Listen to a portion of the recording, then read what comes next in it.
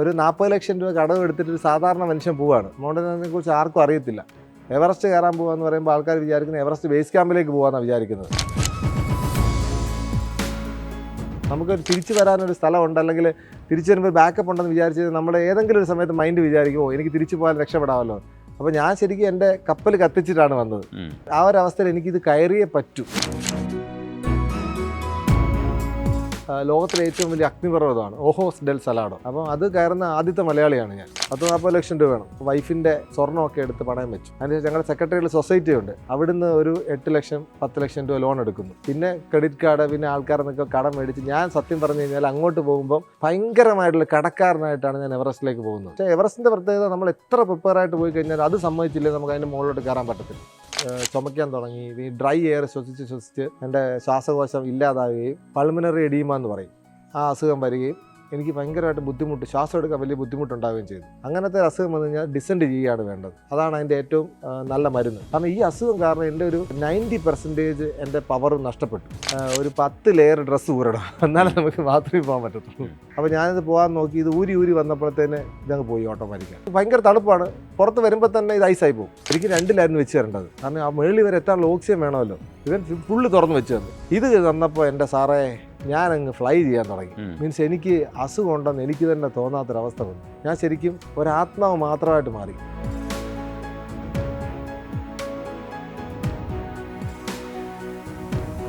ഷെയ്ഖ് ഹസൻ ഖാനാണ് എനിക്കിപ്പോൾ ഉള്ളത്. ഹായ്. ഈ പേര് വലിയൊരു പേരാണ്, അത് കുടുംബ പേരായിട്ട് കിട്ടിയതാണ് അല്ലേ?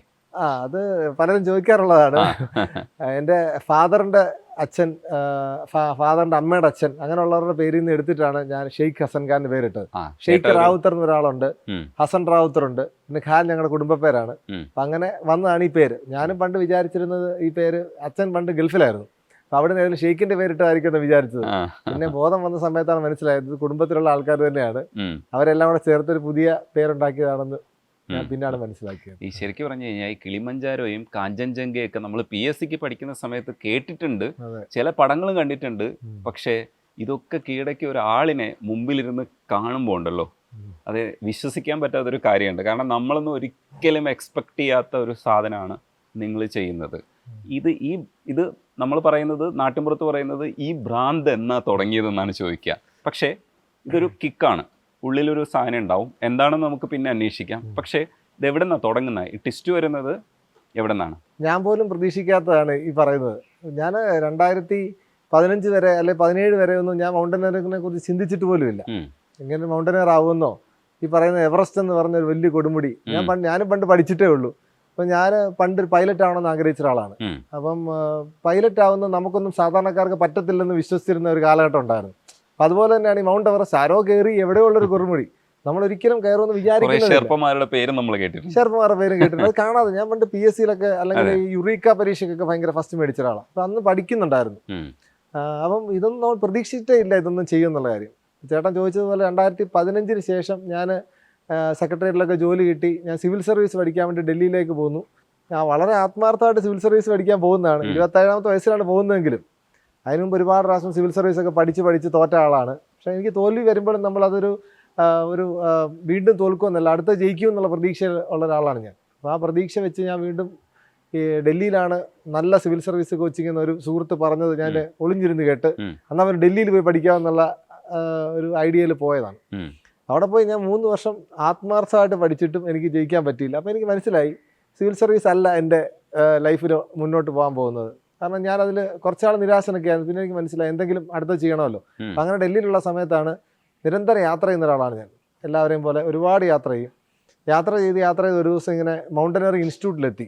HMI ഡാർജിലിംഗ് ടൂർ പോയ സമയത്ത്, ഡാർജിലിംഗിൽ പോയവർക്കറിയാം അതൊരു സൂവിനകത്താണ് ഈ ഇൻസ്റ്റിറ്റ്യൂട്ട് ഇരിക്കുന്നത്. അപ്പോൾ ഇൻസ്റ്റിറ്റ്യൂട്ടിൽ പോയപ്പോൾ ഇൻസ്റ്റിറ്റ്യൂട്ടിൻ്റെ പുറത്തൊരു ക്ലൈംബിംഗ് വാളുണ്ട്. ഒരു 30 രൂപ കൊടുത്തു കഴിഞ്ഞാൽ ആർക്ക് വേണമെങ്കിലും ക്ലൈംബ് ചെയ്യാം. അപ്പോൾ ഇത് നമ്മൾ ആദ്യമായിട്ട് ഞാൻ ഇത് ക്ലൈംബ് ചെയ്യുന്നു. 30 രൂപ കൊടുത്ത് മേലോട്ട് കയറുന്നു. അപ്പോൾ എനിക്കിപ്പോഴും ഓർമ്മയുള്ളത് എൻ്റെ കൂടെ ശിവപ്രസാദ് എന്ന് പറഞ്ഞിട്ട് എൻ്റെ കൂടെ വർക്ക് ചെയ്യുന്നൊരു പുള്ളിക്കാരുണ്ട്. അപ്പോൾ ഇങ്ങേർക്ക് ഞാൻ മൊബൈൽ കൊടുത്തിട്ടാണ് ഞാൻ ക്ലൈംബ് ചെയ്യുന്നത്. കാരണം ഇത് വീഡിയോ എടുക്കണമല്ലോ, അതാണ് നമ്മുടെ ലക്ഷ്യം, വേറൊന്നുമില്ല. അപ്പോൾ പുള്ളിക്കാരന് വീഡിയോ ഓഫ് ചെയ്തിട്ടാണ് എൻ്റെ ഇത് ഷൂട്ട് ചെയ്യുന്നത്. വീഡിയോ എടുത്തില്ല. അപ്പോൾ ഞാൻ എന്ത് ചെയ്തു, താഴെ വന്നിട്ട് പുള്ളി 2 ചീത്തയും പറഞ്ഞിട്ട് വീണ്ടും ഞാൻ കയറി. അത് വീഡിയോ എടുക്കണമല്ലോ. അപ്പം അങ്ങനെ 2 പ്രാവശ്യം കയറിയപ്പോൾ എനിക്ക് എന്തോ ഒരു ത്രില്ല് തോന്നി. കാരണം ഒരു 30 മീറ്റർ വാളേ ഉള്ളൂ. 30 മീറ്റർ ഇല്ല, അതിലും ചെറിയ വാള 10-20 മീറ്ററേ ഉള്ളൂ. ഇതിൽ അറിയാമല്ലോ വാൾ ക്ലൈമ്പിങ്. അപ്പോൾ സത്യം പറഞ്ഞാൽ അവിടെ നിന്നാണ് 2017-18 സമയത്ത് ഡാർജിലിംഗിലെ യാത്രയാണ് ബേസിക്കലി മൗണ്ടനറിങ് എന്നുള്ള ഒരു ഞാൻ ഒരിക്കലും ചിന്തിക്കാത്ത പ്രതീക്ഷിക്കാത്ത ഒരു മേഖലയിലേക്ക് എന്നെ തിരിച്ചു വിട്ടത്. എന്നാൽ പിന്നെ ഞാൻ ഇൻസ്റ്റിറ്റ്യൂട്ടിനെ കുറിച്ച് പഠിച്ചു. അപ്പോൾ ആ ഇൻസ്റ്റിറ്റ്യൂട്ട് എന്തിനുള്ളതെന്ന് മനസ്സിലായി. അപ്പം ഇവിടെ മൗണ്ടനറിങ് എന്ന് പറഞ്ഞിട്ടുള്ള സാധനം പഠിപ്പിക്കുന്നുണ്ടെന്ന് മനസ്സിലായി. നമ്മൾ കേരളത്തിൽ നിന്ന് പോകുന്ന ആൾക്ക് മൗണ്ടനറിങ് അറിയത്തില്ലല്ലോ. നമ്മൾ കൂടി പോയാൽ ട്രക്കിങ്ങും ഹൈക്കിങ്ങും ഒക്കെ ചെയ്യും. ചെറിയ ഹിൽസ് അല്ലേ ഉള്ളൂ നമ്മുടെ നാട്ടിൽ, പച്ച പതച്ച ഹിൽസ്. മഞ്ഞുമലയിലൊന്നും നമുക്ക് പോകാൻ താല്പര്യമില്ല. പിന്നെ ആകെ പോകാൻ താല്പര്യം മണാലിയിലാണ്. കാരണം മഞ്ഞ് കാണാൻ മണാലിയിൽ മലയാളി എന്തായാലും പോകും. അപ്പോൾ അത് മാത്രമേ ഉള്ളായിരുന്നു എൻ്റെ ആഗ്രഹം. മല കയറണമെങ്കിൽ ഈ പറയുന്ന പോലെ വലിയ പഠിത്തം പഠിക്കണം. കാരണം എക്യുപ്മെൻസിനെ കുറിച്ച് പഠിക്കണം, ക്ലൈമറ്റിനെ കുറിച്ച് പഠിക്കണം, പിന്നെ അസുഖങ്ങളെ കുറിച്ച് പഠിക്കണം. ഇതൊന്നും നമുക്ക് അറിയത്തില്ല. അപ്പോൾ ഇത് പഠിക്കാൻ വേണ്ടിയിട്ട് ഒരു ഇൻസ്റ്റിറ്റ്യൂട്ട് ഉണ്ടെന്ന് ഞാൻ ആദ്യം മനസ്സിലാക്കി. പിന്നെ ഞാനിങ്ങനെ ആലോചിച്ചു, അപ്പോൾ എങ്ങനെ ഇവിടെ ചേരാൻ പറ്റും. അപ്പോൾ സിവിൽ സർവീസിൻ്റെ ഒക്കെ ഒരു അസുഖം കഴിഞ്ഞ് ഞാൻ നിൽക്കുന്ന ഒരു സമയത്താണ്. അപ്പം ഇവിടെ അപ്ലൈ ചെയ്ത് കഴിഞ്ഞാൽ ഒരു സാധാരണ മനുഷ്യന് കിട്ടണമെങ്കിൽ 2-3 വർഷം കഴിഞ്ഞിട്ടേ കിട്ടത്തുള്ളൂ. കാരണം ഫസ്റ്റ് കം ഫസ്റ്റ് സെർവാണ് ഈ ഇൻസ്റ്റിറ്റ്യൂട്ടുകൾ ചെയ്യുന്നത്. അപ്പോൾ ഞാൻ അപ്ലൈ ചെയ്യുന്നു, എനിക്ക് കിട്ടുന്നില്ല. അപ്പോൾ ഞാൻ എൻ്റെ സീനിയർ ഓഫീസറിനോട് ഇത് പറയുന്നു, സാറേ ഇതുപോലെ എനിക്ക് പഠിക്കാൻ താല്പര്യമുണ്ടെന്ന് പറയും. പുള്ളിക്കാരനെ ഹെൽപ്പ് ചെയ്തിട്ട് എനിക്കൊരു 2 ആഴ്ച കൊണ്ട് ആ ഇൻസ്റ്റിറ്റ്യൂട്ടിൽ അഡ്മിഷൻ ശരിയാക്കി തന്നു. ഡാർജിലിംഗിലാണ് ഞാൻ പോയെങ്കിലും ഉത്തരകാശിയിൽ വേറൊരു ഇൻസ്റ്റിറ്റ്യൂട്ട് ഉണ്ട്. 5 പ്രീമിയം ഇൻസ്റ്റിറ്റ്യൂട്ടുകളുണ്ട്. അപ്പോൾ ആ ഇൻസ്റ്റിറ്റ്യൂട്ടിൽ എനിക്ക് ഈ മൗണ്ടനറിങ്ങിന് ഒരു സീറ്റ് റെഡിയാക്കി തന്നു. 20,000 രൂപ കണ്ടാണ് ഫീസ്, 1 മാസത്തെ കോഴ്സ്. അപ്പോൾ ആ കോഴ്സാണ് ശരിക്കും എന്നെ ഇപ്പോൾ ഈ കാണുന്ന ഞാനാക്കി മാറ്റിയത്. കാരണം ആ കോഴ്സിന് ജോയിൻ ചെയ്യുകയും പിന്നെ അതിനുശേഷം ഓൾ ഇന്ത്യയിൽ ഇതുപോലെ മൗണ്ടനറിങ് ചെയ്യുന്ന ഫ്രണ്ട്സ് ഉണ്ടാവുകയും നിരന്തരം അവരുമായിട്ട് സമ്പർക്കം നടത്തുകയും അതിനുശേഷം ഇതുപോലെ ക്ലൈംബിങ്ങുകൾ ചെയ്യുകയും പിന്നെ ഒരുപാട് സപ്പോർട്ട് ചെയ്യാൻ ഫ്രണ്ട്സ് ഉണ്ടായിരിക്കുകയും ഇങ്ങനത്തെ ഒരുപാട് റീസൺസിൻ്റെ ഒരു ബാക്കി പത്രമാണ് ഞാൻ ഇപ്പോൾ ഇരിക്കുന്നതിൻ്റെ റീസൺ. എവറസ്റ്റിൻ്റെ കഥ പറയുന്നതിന് മുമ്പ് അവസാനം കയറിയ മല ഏതാ? അവസാനം ഞാൻ കയറിയത് മെയിൻ മല ലോകത്തിലെ ഏറ്റവും വലിയ അഗ്നിപർവ്വതമാണ്, ഓഹോസ് ഡെൽ സലാഡോ. അത് ചിലിയിലെ ഏറ്റവും ഉയരം കൂടിയ കൊടുമുടിയും കൂടെയാണ്. അപ്പോൾ അത് കയറുന്ന ആദ്യത്തെ മലയാളിയാണ് ഞാൻ. കാരണം അവിടെ പണ്ട് 2015 ഒരു വെസ്റ്റ് ബംഗാളിലെ ഒരു മനുഷ്യൻ പോയിട്ട് മരിച്ചിട്ടൊക്കെ ഉള്ള മലയാണ്. വളരെ ഫേമസ് ആയിട്ടുള്ള മനുഷ്യൻ മരിച്ചിട്ടുണ്ട്. അപ്പോൾ ഞാൻ പോകുമ്പോൾ തന്നെ അവിടുത്തെ അംബാസഡറിനെ കാണാൻ പോയി, ചിലിയൻ അംബാസഡർ. അപ്പോൾ പുള്ളിക്കാരൻ ആദ്യം ഇദ്ദേഹത്തിൻ്റെ പേരാണ് പറയുന്നത്, അതിൻ്റെ പേര് ഞാൻ മറന്നുപോയി. അപ്പം ഇങ്ങനെ വെസ്റ്റ് ബംഗാളിൽ നിന്നൊരു ക്ലൈംബർ വന്ന് അവിടെ മരിച്ചിട്ടുണ്ട്, അങ്ങോട്ടാണോ താങ്കൾ പോകുന്നതെന്നാണ് ചോദിച്ചത് ആദ്യം. നല്ല ചോദ്യം. അപ്പോൾ അദ്ദേഹം അങ്ങനെ വളരെ ഡേഞ്ചറസ് ആയിട്ടുള്ള മലയാണ് ഈ പറയുന്ന ഓഹോസ് ഡെൽ സലാഡോ. അതാണ് ലാസ്റ്റായിട്ട് ഫെബ്രുവരി-മാർച്ചിലാണ് ഞാനത് ക്ലൈംബ് ചെയ്യുന്നത്, 2024. ഇനി നമുക്ക് കുറച്ച് പുറകോട്ട് പോവാം. ഇപ്പോൾ പന്തളത്ത് നിന്ന് ശബരിമലയിലേക്ക് പോയിട്ട് പൾസർ ഉണ്ടായിരുന്നു എന്നുള്ള കഥ പറഞ്ഞിട്ടുണ്ട്, സഫാരിയിൽ ഞാൻ കണ്ടിട്ടുണ്ടായിരുന്നു ജീവചരിത്രം പറയുന്നത്. അപ്പോൾ അവിടം വരെ പോയിട്ട് അവിടെ വലിയ കയറ്റമൊന്നും കയറാതെ പോയ ഒരു മനുഷ്യൻ്റെ ഉള്ളിൽ ഇത്രയും വലിയൊരു പർവ്വതാരോഹകൻ എന്ന് പറയുന്നത്, അത് ചിന്തിക്കുമ്പോൾ എന്താ തോന്നുന്നത്, ഒരു എനിക്കൊക്കെ അത്ഭുതമായിട്ട് തോന്നുകയാണ്. പക്ഷേ ഒരു ട്വിസ്റ്റ് എവിടെയും സംഭവിക്കാം എന്നുള്ളതാണ്. ആ ട്വിസ്റ്റിൽ പിടിച്ച് കയറി നിങ്ങൾ എവറസ്റ്റ് കീഴടക്കുന്നു എന്ന് പറയുമ്പോൾ വേറെ ലെവൽ. അതെ, ഞാൻ വിധിയിൽ വിശ്വസിക്കുന്ന ഒരാളാണ്. അപ്പം എല്ലാ മനുഷ്യൻ്റെ ഉള്ളിൽ ഒരുപാട് കഴിവുകളുണ്ടെന്ന് എനിക്കറിയാം, എല്ലാവർക്കും അറിയാവുന്നത് പോലെ തന്നെ. അപ്പോൾ കഴിവുകൾ കണ്ടെത്തുക എന്നുള്ളതാണ് ഏറ്റവും ഇമ്പോർട്ടൻ്റ് ആയിട്ടുള്ള കാര്യം. ഞാൻ പറഞ്ഞില്ല, ആ ചെറിയ രീതിയിലുള്ള ക്ലൈംബ്, ഒരു 30 രൂപയുടെ ക്ലൈംബ് ചെയ്തപ്പോഴാണ് എനിക്ക് എൻ്റെ ഉള്ളിൽ എന്തോ ഒരു സാധനം ഉറങ്ങി കിടക്കുന്നുണ്ടെന്ന് മനസ്സിലായത്. അപ്പോൾ നമ്മൾ കുട്ടികളെ തന്നെ ഓരോന്നാകാൻ വേണ്ടി പഠിപ്പിക്കും, ഡോക്ടർ ആവാൻ, എഞ്ചിനീയർ ആവാൻ പഠിപ്പിക്കും. പക്ഷെ അത് അവരുടെ മനസ്സിൽ വേറെ ആയിരിക്കും ഉള്ളത്. ഇവർക്ക് വെള്ളവും വളവും കൊടുത്തു കഴിഞ്ഞാൽ അതും വളർന്നു വരും. അപ്പോൾ അത് വളരാനൊരു സാഹചര്യം എൻ്റെ മനസ്സിൽ അല്ലെങ്കിൽ എനിക്ക് ഉണ്ടായി എന്നുള്ളതാണ് ഞാൻ ആദ്യമായിട്ട് വിശ്വസിക്കുന്നത്. കാരണം അത് പ്രകൃതി തന്നെ ഉണ്ടാക്കിയതായിരിക്കാം. കാരണം വേറൊരു കാര്യം ഞാൻ വിശ്വസിക്കുന്നത്, നമ്മൾ ചെയ്യുന്ന ഓരോ കാര്യങ്ങളും നമ്മൾ ചെയ്യുന്നതല്ലെന്നാണ് ഞാൻ വിശ്വസിക്കുന്നത്. കാരണം അത് ചെയ്യാൻ സമയമായി എന്നാണ് ഞാൻ വിശ്വസിക്കുന്നത്. കാരണം ഇപ്പം ഞാൻ എവറസ്റ്റ് കയറി, എവറസ്റ്റിലേക്ക് എനിക്ക് പോകാൻ സമയമായി. അപ്പോൾ അതിൻ്റെ വസ്തുക്കളൊക്കെ നമ്മളെ തേടി വരും ഓട്ടോമാറ്റിക്കായിട്ട്. എനിക്ക് അങ്ങനെയാണ് ഫീൽ ചെയ്തിട്ടുള്ളത്. അപ്പോൾ അടുത്ത പർവ്വതം ഞാൻ ഓസ്ട്രേലിയയിലേക്ക് പോകാൻ ആഗ്രഹിക്കുന്നത്. അപ്പോൾ ഓട്ടോമാറ്റിക്കലി ഓസ്ട്രേലിയയിൽ നിന്ന് എനിക്ക് കോളുകൾ വന്നു തുടങ്ങും. അങ്ങനെ ഓട്ടോമാറ്റിക്കായിട്ട് എല്ലാ കാര്യങ്ങളും സംഭവിക്കും. ഞാൻ റിവേഴ്സായിട്ടാണ് ചിന്തിക്കുന്നത് എല്ലാ കാര്യങ്ങളും. അങ്ങനെ തന്നെ ആയിരിക്കണമെന്നാണ് ഞാൻ വിശ്വസിക്കുകയും ചെയ്യുന്നത്. പക്ഷേ എവറസ്റ്റിലേക്ക് പോകാൻ സമയത്ത് വലിയ തുക മുടക്കുള്ള ഒരു പരിപാടിയാണ്. അതിന് മുമ്പ് ഈ കിളിമഞ്ചാരോയിൽ പോകുന്നുണ്ട്.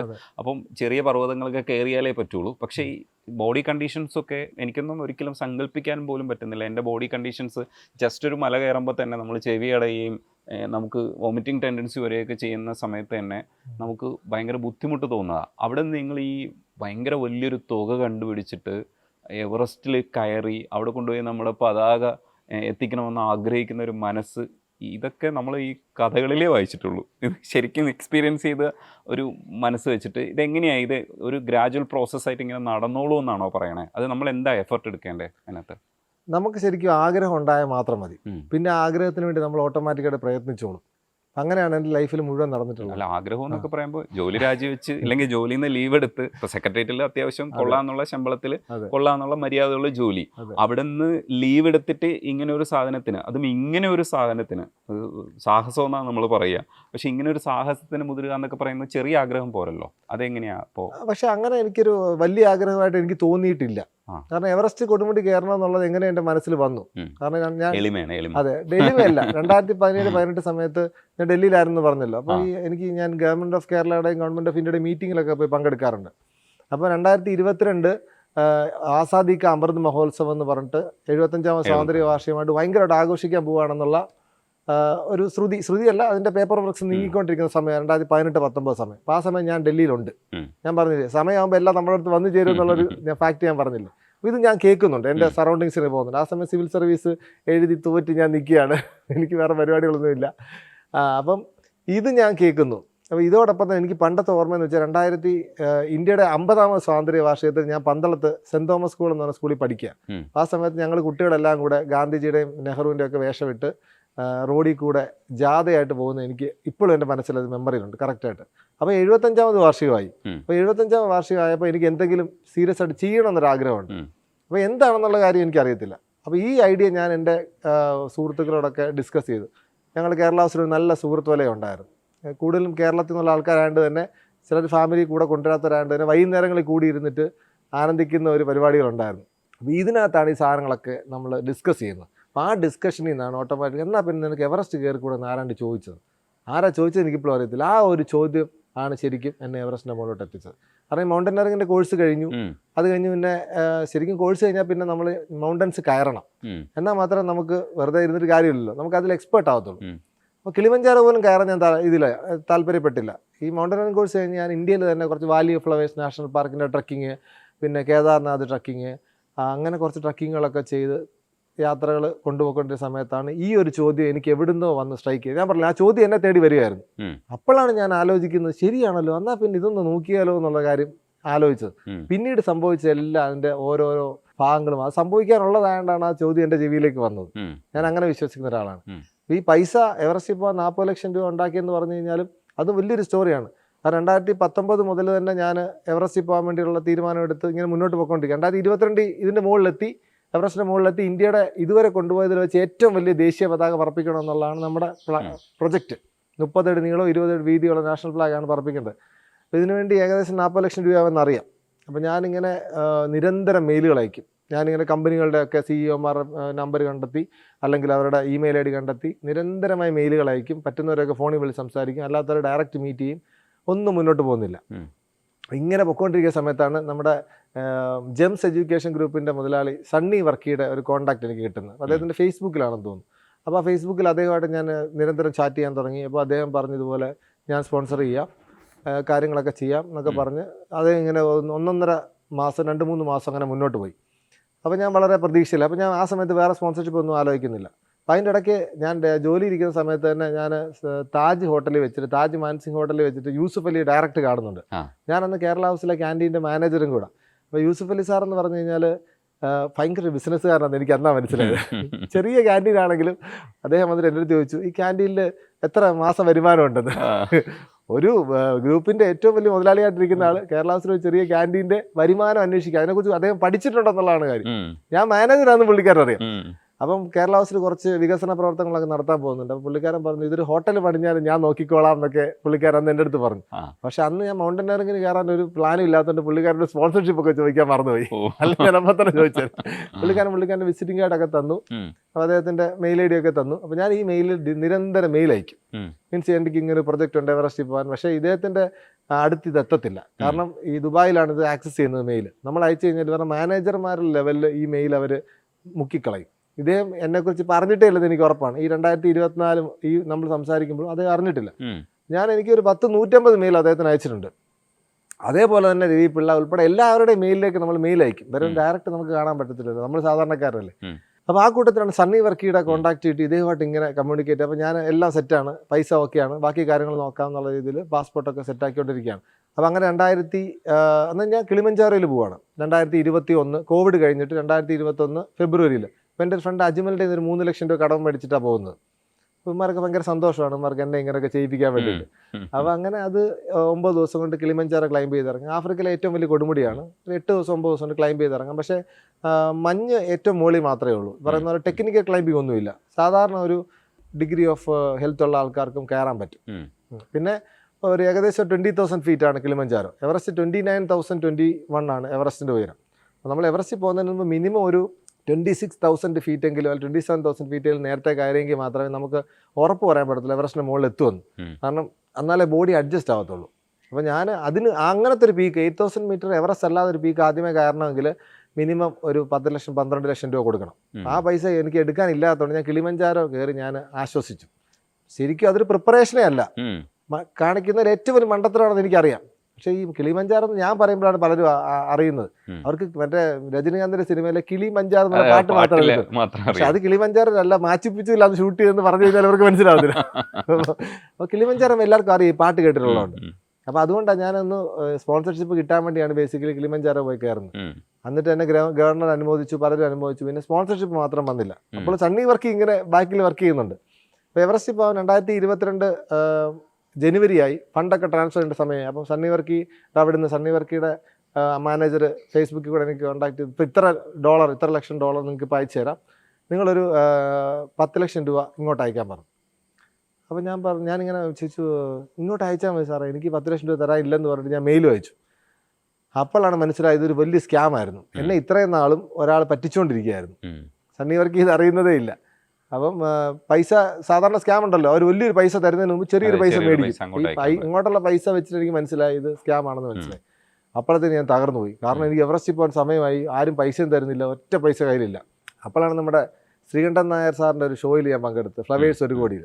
അപ്പോൾ അത് കുറച്ച് പേരൊക്കെ കണ്ടു. അപ്പോൾ അതിനുശേഷം എനിക്ക് ഒരു 50,000 രൂപ ഖത്തറിൽ നിന്ന് ഒരാൾ അയച്ചു തന്നു, ഒരു നൗഷാദ് എന്ന് പറഞ്ഞ പുള്ളിക്കാരൻ. ഇത് എൻ്റെ ഈ മൗണ്ടനറിങ് ആക്ടിവിറ്റി കണ്ടിട്ട്, എൻ്റെ എനർജി കണ്ടിട്ട് എവറസ്റ്റിൽ പൊക്കോ, അല്ലെങ്കിൽ എൻ്റെ ഒരു പണ്ടത്തെ ആഗ്രഹമായിരുന്നു എന്നൊക്കെ പറഞ്ഞിട്ട് അദ്ദേഹം എനിക്ക് 50,000 രൂപ, അങ്ങനെയാണ് ജീവിതത്തിൽ ആദ്യം ഒരാൾ എനിക്ക് പൈസ അയച്ചു തരുന്നത്. അതുവരെ നമ്മൾ നടന്ന് പൈസ പോലും മേടിച്ചിട്ടില്ല. അപ്പോൾ 2022 ജനുവരി ആയി. അപ്പോൾ അതിനുശേഷം ഞാൻ ഇങ്ങനെ നാട്ടിൽ കുറച്ച് ഫ്രണ്ട്സ് ഉണ്ട്, പത്തനംതിട്ട ഏരിയയിൽ കൂടെ പണ്ട് പഠിച്ചവർ. അപ്പോൾ അവരുടെ കൂടെ ഇങ്ങനെ ഡിസ്കസ് ചെയ്യുന്ന കൂട്ടത്തിലാണ് ഒരു ഫ്രണ്ട്, ഷെബിൻ എന്ന് പറഞ്ഞൊരു ഫ്രണ്ടാന്ന് തോന്നുന്നു. അവൻ പറഞ്ഞത്, എന്നാൽ പിന്നെ നിനക്ക് എൻ്റെ കൂട്ടുകാരോടൊക്കെ പൈസ ചോദിച്ചോടാന്ന് ചോദിച്ചു. അപ്പോൾ ഞാൻ പറഞ്ഞു, കൂട്ടുകാരൊന്നും ഇതുവരെ പൈസ ചോദിച്ചിട്ടില്ല, നീ ചോദിക്കാൻ പറഞ്ഞു. അപ്പോൾ 25,000 രൂപ വെച്ച് 100 പേര് പൈസ ഇട്ട് കഴിഞ്ഞാൽ 25 ലക്ഷം രൂപയാവുമല്ലോ.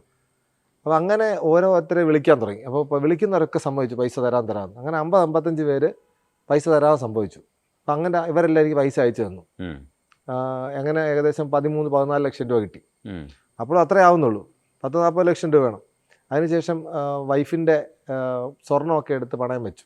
അങ്ങനെ 10-12 ലക്ഷം രൂപ ഉണ്ടാക്കി. അതിനുശേഷം ഞങ്ങളുടെ സെക്രട്ടറിയിൽ സൊസൈറ്റി ഉണ്ട്, അവിടുന്ന് ഒരു 8 ലക്ഷം 10 ലക്ഷം രൂപ ലോൺ എടുക്കുന്നു. അങ്ങനെ കുറച്ചുകൂടായി. പിന്നെ ക്രെഡിറ്റ് കാർഡ്, പിന്നെ ആൾക്കാരെന്നൊക്കെ കടം മേടിച്ച്, ഞാൻ സത്യം പറഞ്ഞു കഴിഞ്ഞാൽ അങ്ങോട്ട് പോകുമ്പം ഒരു ഭയങ്കരമായിട്ടുള്ള കടക്കാരനായിട്ടാണ് ഞാൻ എവറസ്റ്റിലേക്ക് പോകുന്നത്. അതാണ് എൻ്റെ. പക്ഷെ അപ്പോഴും എനിക്ക് മാനസികമായിട്ട് ഞാൻ വളരെ പോസിറ്റീവ്, ഇത് കയറി വന്നൊരു പോസിറ്റീവായിരുന്നു. അതായിരുന്നു എന്നെ മുന്നോട്ട് കൊണ്ടുപോയിരുന്നത്. പക്ഷേ എവറസ്റ്റിൻ്റെ പ്രത്യേകത, നമ്മൾ എത്ര പ്രിപ്പയർ ആയിട്ട് പോയി കഴിഞ്ഞാൽ അത് സമ്മതിച്ചില്ലേ നമുക്ക് അതിൻ്റെ മുകളിലോട്ട് കയറാൻ പറ്റത്തില്ല. ഞാൻ അതിനെക്കുറിച്ച് ചിന്തിക്കുന്നതേ ഇല്ല. ഞാൻ 100% പോസിറ്റീവായിട്ട് ഈ പൈസയൊക്കെ അയച്ചു കൊടുത്ത് ഞാൻ കാഠ്മണ്ഡുവിലേക്ക് പോവാണ്. അങ്ങനെയാണ് ബേസിക്കലി ഈ പൈസ ഒക്കെ സമ്പാദിച്ചുകൊണ്ട് വന്നത്. അത് കഴിഞ്ഞിട്ട് ഈ ഹിമാലയ യാത്ര എന്ന് പറയുന്നത് ഒരു ഹിമാലയം യാത്ര തന്നെയാണ്. അത് വലിയ ഒരു ടാസ്ക് ആണ്. ഹെർക്കൂലിയൻ ടാസ്ക് എന്ന് പറയുമ്പോൾ ഒരു ഹിമാലയൻ ടാസ്ക് ആണത്. അപ്പോൾ ഈ യാത്രയുടെ കുറേ നമ്മൾ മനസ്സിനകത്ത് കുറേ പ്രിപ്പറേഷൻസും കാര്യങ്ങളൊക്കെ ഉണ്ടാവും. പിന്നെ മുൻപ് മല കയറിയതിൻ്റെ ഒരു സംഭവമൊക്കെ ഉണ്ടാവും. പക്ഷെ ഹിമാലയം വേറെ തന്നെയാണ്. അപ്പോൾ ഇതിലേക്ക് പോകും തോറും ആത്മവിശ്വാസം കൈവിടാതെ കയറും വേണം. ഒരുപാട് പ്രതിസന്ധികളുണ്ട്. സഹായിച്ച ഷെർപ്പമാരുണ്ട്, മരിച്ചു പോകുമെന്നുള്ള ഘട്ടമുണ്ട്, മൃതദേഹങ്ങൾ കാണുന്ന അവസ്ഥയുണ്ട്. പക്ഷേ ഇതിൽ ഏറ്റവും പ്രോബ്ലം ആയിട്ട് തോന്നിയിട്ടുള്ളത്, എനിക്ക് തോന്നുന്നു ജീവൻ നഷ്ടപ്പെടുമെന്ന് പറയുന്ന ഒരു അവസ്ഥയെക്കാളും ചിലപ്പോൾ പ്രോബ്ലംസ് കണ്ടിട്ടുണ്ടാവും. നമുക്ക് അറിഞ്ഞുകൂടാ ഏതാണ് നമുക്ക് പ്രോബ്ലം ആയിട്ട് തോന്നിയിട്ടുള്ളത്. ഏതായിരുന്നു ഏറ്റവും പ്രോബ്ലം ആയിട്ടുള്ള സിറ്റുവേഷൻ കയറുന്നതിൽ? എവറസ്റ്റ് ഏകദേശം 60 ദിവസം വേണം എവറസ്റ്റിൻ്റെ മുകളിലെത്താൻ വേണ്ടിയിട്ട്. അപ്പോൾ 60 ദിവസം നമ്മുടെ ഹെൽത്ത് പെർഫെക്റ്റ് ആക്കി വെക്കുക എന്നുള്ളതാണ് ഏറ്റവും ഇമ്പോർട്ടൻ്റ് ആയിട്ടുള്ള കാര്യം. അപ്പം എനിക്ക് 30 ദിവസമൊക്കെ താമസിച്ച് കഴിഞ്ഞപ്പോഴത്തേന് അവിടെ ന്യൂമോണിയ പോലത്തെ അസുഖം വന്നു. ഞാൻ ചുമയ്ക്കാൻ തുടങ്ങി. ഈ ഡ്രൈ എയർ ശ്വസിച്ച് എൻ്റെ ശ്വാസകോശം ഇല്ലാതാവുകയും, മീൻസ് ചീത്തയാവുകയും, ന്യൂമോണിയ പോലെയുള്ള പൾമിനറി എഡീമ എന്ന് പറയും, ആ അസുഖം വരികയും എനിക്ക് ഭയങ്കരമായിട്ട് ബുദ്ധിമുട്ട്, ശ്വാസം എടുക്കാൻ വലിയ ബുദ്ധിമുട്ടുണ്ടാവുകയും ചെയ്തു. അങ്ങനത്തെ അസുഖം വന്നു കഴിഞ്ഞാൽ ഡിസെൻഡ് ചെയ്യുകയാണ് വേണ്ടത്. അതാണ് അതിൻ്റെ ഏറ്റവും നല്ല മരുന്ന്. വേറെ ആ ആൾട്ടിറ്റ്യൂഡിൽ നിൽക്കാതെ തിരിച്ചിറങ്ങുക എന്നുള്ളതാണ് ചെയ്യേണ്ടത്. ഈ അസുഖം ആണ് ഞാൻ ഈ പറഞ്ഞ ചേട്ടൻ ചോദിച്ചതനുസരിച്ച് എനിക്ക് ഏറ്റവും ബുദ്ധിമുട്ടിയ അസുഖം ഇതാണ്. കാരണം ഇത് വന്നില്ലായിരുന്നു എനിക്ക് കുറച്ചും കൂടെ പവറിൽ കയറാൻ പറ്റുമായിരുന്നു, എന്നെ കുറച്ചും കൂടെ എനിക്ക് പുഷ് ചെയ്യാൻ പറ്റുമായിരുന്നു. കാരണം ഈ അസുഖം കാരണം എൻ്റെ ഒരു 90% എൻ്റെ പവർ നഷ്ടപ്പെട്ടു. സത്യം പറഞ്ഞാൽ ആ 10% പവറിലും എൻ്റെ മൈൻഡിൻ്റെ ബാക്കി 90% പവറിലാണ് ഞാൻ എൻ്റെ മുകളിലേക്ക് എത്തുന്നത്. കാരണം കൂടെയുള്ള പലർക്കും ഈ അസുഖമില്ല. അപ്പോൾ അവർ പുഷ് എന്നാണ് നമ്മൾ പറയുന്നത്, ഈ ഒരു മൗണ്ടൻ്റെ ഓരോ ഏരിയ കവർ ചെയ്യുന്നത്. ആ പുഷ് ചെയ്യുന്ന സ്പീഡിൽ നമുക്ക് പുഷ് ചെയ്യാൻ പറ്റത്തില്ല, അവരുടെ കൂടെ നിൽക്കാൻ പറ്റത്തില്ല, ആഹാരം കഴിക്കാൻ പറ്റത്തില്ല, വിശക്കുമ്പോഴും നമുക്ക് രുചി തോന്നത്തില്ല. അങ്ങനത്തെ ഒരുപാട് ബുദ്ധിമുട്ടുകൾ ഈ അസുഖം കൊണ്ട് എനിക്കുണ്ടായി. കാരണം ഈ അസുഖം വരാനുള്ള കാരണം അവിടുത്തെ ഡ്രൈ എയർ നമ്മൾ ശ്വസിക്കുമ്പോഴേ ഈ ശ്വാസകോശം പെട്ടെന്ന് കേടായി പോകും. അപ്പോൾ അത് ഉണ്ടാവാതിരിക്കാൻ വേണ്ടി നമ്മൾ വായും മൂക്കുമൊക്കെ എപ്പോഴും മറച്ചിരിക്കണം. നമുക്കത് പറ്റത്തില്ല. ചില സമയത്ത് കയറുമ്പോൾ നമ്മൾ വായിക്കൂടെ ശ്വാസം എടുക്കേണ്ടി വരും. വായിക്കൂടെ ഒരു 10 പ്രാവശ്യം ശ്വാസം എടുക്കുമ്പോൾ തന്നെ നമ്മുടെ കോൾഡ് എയർ ആണല്ലോ അകത്തോട്ട് പോകുന്നത്. ഇത് നമ്മളെപ്പോലെ ഈ പറയുന്ന സീ ലെവലിൽ ജീവിച്ച് വളരുന്ന ആൾക്കാർക്ക് ഏറ്റവും പ്രശ്നം. മൗണ്ടനിൽ ഇപ്പോൾ ഹിമാചൽ പ്രദേശിലോ അല്ലെങ്കിൽ ഉത്തരാഖണ്ഡിലോ ജീവിക്കുന്നവർക്ക് വലിയ പ്രശ്നങ്ങളില്ല. അവരുടെ ശരീരം തന്നെ അതിൽ അഡാപ്റ്റഡ് ആണ്. നമ്മൾ ഈ സൗത്ത് ഇന്ത്യൻസ് പ്രത്യേകിച്ച് ഈ സീ ലെവലിൽ ജീവിക്കുന്ന ആൾക്കാരുടെ ശരീരത്തിന് അതിൻ്റെ ആവശ്യമില്ല, ലങ്സിനും അതിൻ്റെ ആവശ്യമില്ല. നമുക്ക് മോയിസ്റ്റ് എയർ കിട്ടുന്നുണ്ട്. അപ്പം കാലങ്ങളായിട്ട് നമ്മുടെ ശരീരം അങ്ങനെ താതാത്മ്യം പ്രാപിച്ചാണ് പൊയ്ക്കൊണ്ടിരിക്കുന്നത്. മീൻസ് അതിൽ അഡാപ്റ്റഡ് ആണ്. അപ്പോൾ ഇതിൽ അവിടെ ചെല്ലുമ്പം ഇതല്ല സാഹചര്യം പെട്ടെന്ന്. അല്ലെങ്കിൽ വിദേശീയർ ചെയ്യുന്നത് വെച്ചാൽ അവരെ 4 മാസം 5 മാസം ആ ഒരു ക്ലൈമറ്റിൽ ആ ഒരു സിറ്റുവേഷൻ വന്ന് താമസിക്കും, അവരുടെ ശരീരം അഡാപ്റ്റ് ചെയ്യാൻ വേണ്ടിയിട്ട്. നമ്മൾ ചെല്ലുന്നത് തലേന്നാണ് ചെല്ലുന്നത്. നമുക്ക് നേരത്തെ നിന്ന് കഴിഞ്ഞാൽ അവിടെ നിൽക്കാൻ ചിലപ്പോൾ നമ്മുടെ കയ്യിൽ കാശ് കാണത്തില്ല, പിന്നെ നാട്ടിൽ നിന്ന് പോകാനുള്ള ബുദ്ധിമുട്ട്. പക്ഷേ വിദേശീയർ ഇവർ നേരത്തെ പ്ലാൻ ചെയ്യും. അമേരിക്കക്കാരൊക്കെ കൂടുതൽ കയറുന്നത് വെച്ച് കഴിഞ്ഞാൽ അമേരിക്കയിൽ ഇതുപോലെയുള്ള മൗണ്ടൻസ് ഉണ്ട്. അപ്പം റോക്കി മൗണ്ടൻസ് ഉണ്ട്, അലാസ്ക ഉണ്ട്. അപ്പോൾ ഇവർ അവിടെയൊക്കെ പോയി നിരന്തരം ട്രെയിൻ ചെയ്യിച്ചിട്ടാണ് അവർ ഈ ഹിമാലയത്തിലേക്ക് വരുന്നത്. ഈ ആൾട്ടിറ്റ്യൂഡിൽ പോയിട്ട് ട്രെയിൻ ചെയ്യും. അപ്പോൾ അങ്ങനെ ഈ ശ്വാസകോശ സംബന്ധമായിട്ടുള്ള അസുഖം എന്നെ ഈ ഒരു 30 ദിവസം കഴിഞ്ഞിട്ട് ബാക്കി 30 ദിവസം വരിഞ്ഞു മുറുക്കി. കാരണം ഇതെൻ്റെ മാനസിക നില തെറ്റിക്കുകയും എനിക്ക് മുന്നോട്ട് പോകാൻ പറ്റാത്തൊരവസ്ഥ ഉണ്ടാക്കാൻ കാരണമായത് ഈ ഒരു അസുഖമാണ്. പക്ഷെ അതിനെ തരണം ചെയ്തിട്ടാണ്, അതൊരു വലിയ സ്റ്റോറിയാണ്, അതിനെ തരണം ചെയ്തിട്ടാണ് ഞാൻ മുകളിലേക്ക് എത്തുന്നത്. തരണം ചെയ്യുമ്പോൾ നമ്മൾ ഒരുപാട് കാര്യങ്ങൾ പഠിക്കുന്നുണ്ടാവും. അതിൻ്റെ കൂടെ തന്നെ നമ്മളിപ്പോൾ ടെൻസിങ് ഹിലാരിയൊക്കെ പേരുകൾ മാത്രം കേട്ടിട്ടുണ്ട്. ആ സാഹചര്യത്തിലേക്കൊക്കെ നമ്മൾ എത്തുമ്പോൾ യഥാർത്ഥത്തിലുള്ള സ്റ്റോറീസൊക്കെ നമ്മൾ കേൾക്കുന്ന ഒരവസ്ഥയിലേക്ക് എത്തുമല്ലോ. അതെങ്ങനെയൊക്കെയാണ്? അത് നമ്മൾ ഗൂഗിൾ ചെയ്ത് കണ്ടുപിടിച്ചതാണോ? അവിടെ നമ്മൾ ഏതെങ്കിലുമൊക്കെ ഷെർപ്പമാർക്ക് ഇതിനെക്കുറിച്ചുള്ള ഈ തലമുറകളായിട്ട് പകർന്നു വന്ന സ്റ്റോറീസൊക്കെ ഉണ്ടാവുമല്ലോ, അതെന്തെങ്കിലും ഡിഫറൻസ് ഉണ്ടോ? അതൊക്കെ അന്വേഷിച്ചിട്ടുണ്ടോ? അത് നല്ല ചോദ്യമാണ്. കാരണം നമുക്ക് ഒരുപാട് ടൈമുണ്ട് ഈ മൗണ്ടനിയറിങ്ങിൻ്റെ ഇടയ്ക്ക്. ഒരു ദിവസം ചിലപ്പോൾ 8 മണിക്കൂർ 9 മണിക്കൂർ നടന്നിട്ട് ബാക്കി സമയം ഒരു റെസ്റ്റ് ചെയ്യുമായിരിക്കും, ഷെർപ്പന്മാരോട് ഭക്ഷണം കുക്ക് ചെയ്യുമായിരിക്കും ചെയ്യുന്നത്. ഈ സമയത്ത് ഇവരിങ്ങനെ സ്റ്റോറീസൊക്കെ പറയും. അപ്പോൾ അവരിങ്ങനെ ടെൻസിങ്ങിലെ ഹിലാരിയെക്കുറിച്ചുള്ള സ്റ്റോറീസ് പറയാറുണ്ട്. പല ഹിലാരിയുടെ പേരുള്ള പല പല നിർമ്മിതികൾ നമ്മൾ ഈ പോകുന്ന വഴിക്ക് കാണാൻ പറ്റും. ഞങ്ങൾ പോയി ഇറങ്ങുന്ന എയർപോർട്ട് ലുക്കല ഇൻ്റർനാഷണൽ എയർപോർട്ടാണ്. അതിൻ്റെ പേര് ടെൻസിങ് ഹിലാരി ഇൻ്റർനാഷണൽ എയർപോർട്ട് ശരിക്കും ഉള്ള പേര്. അപ്പം അങ്ങനെ അവരുടെ പേര് അവിടെ മുഴുവൻ നിറഞ്ഞിരിക്കുകയാണ്. പിന്നെ ഒരുപാട് ചാരിറ്റിയൊക്കെ ഹിലാരി ഫൗണ്ടേഷനൊക്കെ ചെയ്യുന്നുണ്ട്. അങ്ങനെ നമുക്ക് അത് കാണാൻ പറ്റും. പിന്നെ ഈ പറഞ്ഞ ഷെർപ്പന്മാർ അവരുടെ കാര്യങ്ങളാണ് കൂടുതലും പറയുന്നത്. മീൻസ് അവരുടെ ആക്ടിവിറ്റീസ്, അവർ ചെയ്ത കാര്യങ്ങൾ. അല്ലാതെ ഈ പറയുന്ന ടെൻസിങ്ങിൻ്റെ നമ്മൾ ചോദിച്ചാൽ പറയും. പിന്നെ കൂടുതലും ഈ ടെൻസിങ്ങിൻ്റെ ഹിലാരി അല്ലെങ്കിൽ ഇപ്പം ലൈവായിട്ട് ജീവിച്ചിരിക്കുന്ന അല്ലെങ്കിൽ ലോകപ്രശസ്തരായിട്ടുള്ള പർവ്വതാരോഹരെ കുറിച്ച് പറയുന്നത് നമ്മുടെ കൂടെയുള്ള ടീം മെമ്പേഴ്സാണ് പറയുന്നത്. കാരണം എൻ്റെ കൂടെ ഉണ്ടായിരുന്ന ഒരു 13 പേർ ഇൻ്റർനാഷണൽ ടീമായിരുന്നു. അപ്പോൾ എന്നേക്കാൾ ഒരുപാട് എക്സ്പീരിയൻസ് ഉള്ള എവറസ്റ്റാണ് ഇവർ അവസാനം ചെയ്യുന്ന മൗണ്ടൻ. ഞാൻ ആദ്യമേ ചെയ്യാൻ പോയെന്നേ ഉള്ളൂ. അപ്പോൾ അവസാനം ചെയ്യുന്നതുകൊണ്ട് ഇവർ അത്രയും എക്സ്പീരിയൻസ്ഡ് ആയിരിക്കും. ഇവർ ഒരുപാട് സ്റ്റോറീസ് പറഞ്ഞു തരും. അപ്പം അങ്ങനെ ഒരുപാട് സ്റ്റോറീസ് കേൾക്കാൻ പറ്റിയിട്ടുണ്ട്, അതുപോലെ എക്സ്പീരിയൻസ് ചെയ്യാൻ പറ്റിയിട്ടുണ്ട്. അപ്പോൾ അവർ ഇന്ന ചില സ്ഥലത്ത് അവർ പറയും ഇതുപോലെ ഞാൻ ക്ലൈംബ് ചെയ്യുന്നതിനിടയ്ക്ക് നിർത്തിയിട്ട് തിരിച്ചിറങ്ങിയെന്ന് പറയും. നമുക്ക് അത് വിശ്വസിക്കാൻ പറ്റത്തില്ല. ഇപ്പോൾ എവറസ്റ്റ് പോലെ 40 ലക്ഷം രൂപ കടവ് എടുത്തിട്ട് വന്നിട്ട് നമുക്ക് അതിൻ്റെ ഇടയ്ക്ക് നിർത്തിയിട്ട് തിരിച്ചിറങ്ങുന്നത് എനിക്ക് വിശ്വസിക്കാനേ പറ്റത്തില്ല. എൻ്റെ മനസ്സിൽ ഞാൻ അങ്ങനെ ചിന്തിച്ചിട്ടേ ഇല്ലായിരുന്നു.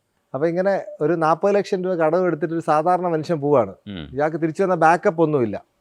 അപ്പോൾ ശരിക്കും ഞാൻ പണ്ട് എവിടെയോ വായിച്ചിട്ടുണ്ട്, നമ്മളൊരു യുദ്ധം ജയിക്കണമെങ്കിൽ നമ്മുടെ ഒന്നും ഇല്ലാതാവണം, നമ്മൾ അവസാനം ഫൈറ്റ് ചെയ്യാൻ വേണ്ടി ഇറങ്ങിയാൽ മാത്രം നമുക്ക് യുദ്ധം ജയിക്കാൻ പറ്റും. നമുക്കൊരു തിരിച്ചു വരാനൊരു സ്ഥലമുണ്ട്, അല്ലെങ്കിൽ തിരിച്ചു വരുമ്പോൾ ബാക്കപ്പ് ഉണ്ടെന്ന് വിചാരിച്ച് നമ്മുടെ ഏതെങ്കിലും ഒരു സമയത്ത് മൈൻഡ് വിചാരിക്കുമോ എനിക്ക് തിരിച്ചു പോകാൻ രക്ഷപ്പെടാമല്ലോ.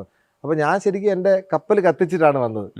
അപ്പോൾ ആ ഒരു അവസ്ഥയിൽ എനിക്കിത് കയറിയേ പറ്റൂ, എനിക്ക് എന്ത് അസുഖം വന്നാലും എനിക്ക് എന്ത് അപകടം വന്നാലും കയറിയേ പറ്റൂ എന്നുള്ളൊരു സ്ഥിതി വന്നതുകൊണ്ടാണ് എനിക്ക് കയറാൻ പറ്റിയത്. ബേസിക്കലി ഞാനിപ്പോൾ ആൾക്കാരോട് അങ്ങനെ ചെയ്യരുതെന്ന് പറയുമെങ്കിലും കാരണം അത് വളരെ ഡേഞ്ചറാണ്, നിങ്ങളുടെ ലൈഫിനെ തട്ടം ചെയ്യുന്ന ഒരു കാര്യമാണ്. പക്ഷെ എൻ്റെ സിറ്റുവേഷനിൽ ഞാൻ അതാണ് ചെയ്തത്. കാരണം എനിക്കിവിടെ കേരളത്തിൽ സപ്പോർട്ടൊന്നുമില്ല, കുറച്ച് ഫ്രണ്ട്സും ബാക്കി ആൾക്കാരും മാത്രമേ ഉള്ളൂ. മൗണ്ടനിയറിനെ കുറിച്ച് ആർക്കും അറിയത്തില്ല. എവറസ്റ്റ് കയറാൻ പോകാന്ന് പറയുമ്പോൾ ആൾക്കാർ വിചാരിക്കുന്നത് എവറസ്റ്റ് ബേസ് ക്യാമ്പിലേക്ക് പോകാമെന്നാണ് വിചാരിക്കുന്നത്. കാരണം എല്ലാവരും എവറസ്റ്റ് ബേസ് ക്യാമ്പിൽ പോകുമ്പോഴാണ് പത്രത്തിലൊക്കെ എവറസ്റ്റ് കൊടുമുടി കീഴടക്കി എന്ന് പറഞ്ഞ് വരുന്നത്. അപ്പോൾ ഇവർക്ക് തമ്മിൽ വ്യത്യാസം അറിയത്തില്ല, ആൾക്കാരെ എഡ്യൂക്കേറ്റ് ചെയ്യണം. പിന്നെ ഇന്ത്യയുടെ 75ാമത് സ്വാതന്ത്ര്യ വാർഷികം 2022 ഉള്ളൂ. അത് കഴിഞ്ഞ് കഴിഞ്ഞാൽ പിന്നെ എൻ്റെ ഈ പർപ്പസും ഇല്ലാതായിട്ട് മാറും. അപ്പോൾ 2022 എനിക്ക് എവറസ്റ്റ് കയറിയേ പറ്റുള്ളായിരുന്നു. ആ ഒരു സ്ഥിതി ഉള്ളതുകൊണ്ടാണ് ഈ നിമോണിയ, പൾമനറി എഡീമ, നിമോണിയ പോലെ അസുഖം വന്നിട്ടും കയറാനുള്ള പ്രചോദനം കിട്ടിയത്. ഈ യാത്ര ചുരുക്കി പറയാൻ പറ്റില്ല, എങ്കിലും ഞാൻ ചോദിക്കുക, അതിൻ്റെ മൈൽ സ്റ്റോൺസ് പറഞ്ഞുകൊണ്ട് യാത്ര ഒന്ന് ചുരുക്കി പറയാവോ? എവറസ്റ്റ് മാത്രം. എവറസ്റ്റ് കൊടുമുടിയിലേക്ക് പോകാൻ 60 ദിവസമാണ് വേണ്ടത്, ഞാൻ പറഞ്ഞല്ലോ. അപ്പോൾ നമ്മളൊരു 13 ദിവസം നമ്മൾ യാത്ര ചെയ്ത് കഴിഞ്ഞാൽ എവറസ്റ്റ് ബേസ് ക്യാമ്പിലെത്തും. ഏകദേശം 5600 മീറ്ററാണ്. അവിടുന്ന് എവറസ്റ്റിൻ്റെ മുകളിലോട്ട്, ഈ ബേസ് ക്യാമ്പിൻ്റെ മുകളിലോട്ട് 4 ക്യാമ്പുണ്ട്. Camp 1, camp 2, camp 3, camp 4. Camp 4ൽ നിന്നാണ് നമ്മൾ സമ്മിറ്റിലേക്ക് പോകുന്നത്. അപ്പോൾ ക്യാമ്പ് 4നാണ് സമ്മിറ്റ് ക്യാമ്പ് എന്ന് പറയുന്നത്. സബ്മിറ്റ് ചെയ്യുന്ന തൊട്ട് മുമ്പുള്ള ക്യാമ്പാണ്. അപ്പോൾ എവറസ്റ്റിൻ്റെ ബേസ് ക്യാമ്പിൽ എത്തിക്കഴിഞ്ഞ് കഴിഞ്ഞാൽ നമ്മൾ ഡയറക്റ്റ് ക്യാമ്പ് 1ലേക്ക് പോവുകയല്ല ചെയ്യുന്നത്. തൊട്ടടുത്തുള്ള ലബൂച്ച ഈസ്റ്റ് എന്ന് പറഞ്ഞൊരു പർവ്വതം, 6100 മീറ്ററുള്ള പർവ്വതം കയറിയിട്ട് വീണ്ടും എവറസ്റ്റിൻ്റെ ബേസ് ക്യാമ്പിൽ വരും. നമുക്ക് അക്ലമറ്റൈസേഷന് വേണ്ടിയിട്ടാണ്. എന്തിനാണ് അക്ലമറ്റൈസേഷൻ ചെയ്യുന്നത് വെച്ച് കഴിഞ്ഞാൽ, ഈ ഉയരത്തിൽ പോകുമ്പോൾ നമ്മുടെ ശരീരത്തിൽ കൂടുതൽ RBC പുറപ്പെടുവിക്കും, റെഡ് ബ്ലഡ് സെൽസ് പുറപ്പെടുവിക്കും. അപ്പോൾ അതുമൂലം നമുക്ക് കൂടുതലായിട്ട് ഓക്സിജൻ നമുക്ക് ആഗിരണം ചെയ്യാൻ പറ്റും ശരീരത്തിന്. അപ്പോൾ നമ്മൾ മേളിൽ പോകുമ്പോൾ, കുറച്ച് ഉയരത്തിൽ പോകുമ്പോൾ ശരീരം അതിനനുസരിച്ചുള്ള RBC പുറപ്പെടുവിക്കും. നമ്മൾ താഴെ വന്ന് കിടന്നുറങ്ങുമ്പോൾ നമുക്ക് സുഖമായിട്ട് ഉറങ്ങാൻ പറ്റും.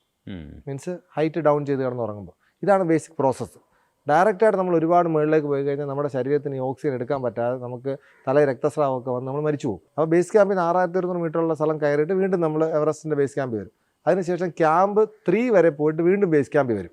ക്യാമ്പ് 1ൽ പോയി കിടന്നുറങ്ങും, അതിന് ക്യാമ്പ് 2ൽ പോയി 2 ദിവസം കിടന്നുറങ്ങും, എന്നിട്ട് ക്യാമ്പ് 3ൽ ടച്ച് ചെയ്തിട്ട് വീണ്ടും ബേസ് ക്യാമ്പിൽ വരും. അതിനൊരു 4-5 ദിവസം പിടിക്കും. ഈ പ്രോസസ്സൊക്കെ കഴിഞ്ഞിട്ട് നമ്മൾ വെതർ ക്ലിയർ ആകാൻ വേണ്ടി നമ്മൾ വെയിറ്റ് ചെയ്യും. വെതർ ക്ലിയർ ആകാമെന്ന് പറഞ്ഞു കഴിഞ്ഞാൽ ഇവർ സാറ്റലൈറ്റൊക്കെ നോക്കിയിട്ട് ഈ എവറസ്റ്റിൻ്റെ മുകളിൽ കൂടെ ജെറ്റ് സ്ട്രീംസ് ഒക്കെ പോകുന്നുണ്ട്. ഭയങ്കര സ്പീഡുള്ള കാറ്റ് പോകുന്നുണ്ട്, നമുക്ക് കാണാൻ പറ്റത്തില്ല, അത്ര ഉയരത്തിലാണ് പോകുന്നത്. അപ്പോൾ ഇതൊക്കെ വളരെ വീക്കായിട്ടുള്ള സമയം അവർ സെലക്ട് ചെയ്യും. മെയ്യുടെ അവസാനം ആഴ്ചകളായിരിക്കും ആ ദിവസങ്ങളുള്ളത്. അപ്പോൾ നമ്മുടെ കമ്പനിയിലോട്ട് അവർ ഇൻഫർമേഷൻ, അവർ മെസ്സേജ് കൊടുക്കും, ഇന്ന ദിവസങ്ങൾ ക്ലൈംബ് ചെയ്യാൻ ഓക്കെ ആണെന്ന് പറയും. ഇത്രയും ചെയ്ത് അക്ലമറ്റൈസേഷൻ ചെയ്ത് റെഡി ആയിട്ടിരിക്കുന്ന ആൾക്കാർ ഹെൽത്തി ആണെങ്കിൽ ഈ പറയുന്ന ലാസ്റ്റ് പുഷിന് ഇവർ മുകളിലേക്ക് പോകും. അങ്ങനെ ഒരു 12 ദിവസം കൊണ്ട് കയറി സബ്മിറ്റ് ചെയ്തിട്ടാണ് തിരിച്ചു വരുന്നത്. ഇങ്ങനെ ഇതെല്ലാം കൂടെ ചേർന്നിട്ടാണ് ഒരു 60 ദിവസം എടുക്കുന്നത്. ഇതാണ് ഒരു പൂർണ്ണ എവറസ്റ്റ് യാത്ര എന്ന് പറയുന്നത്. ഇതിനകത്തിപ്പോൾ ഓക്സിജൻ കിട്ടാതെ കിടന്നുപോയ ഒരു അവസ്ഥയുണ്ട്. അതിൽ സഹായിച്ചത് ഒരു ഷെർപ്പയാണെന്ന് പറഞ്ഞു.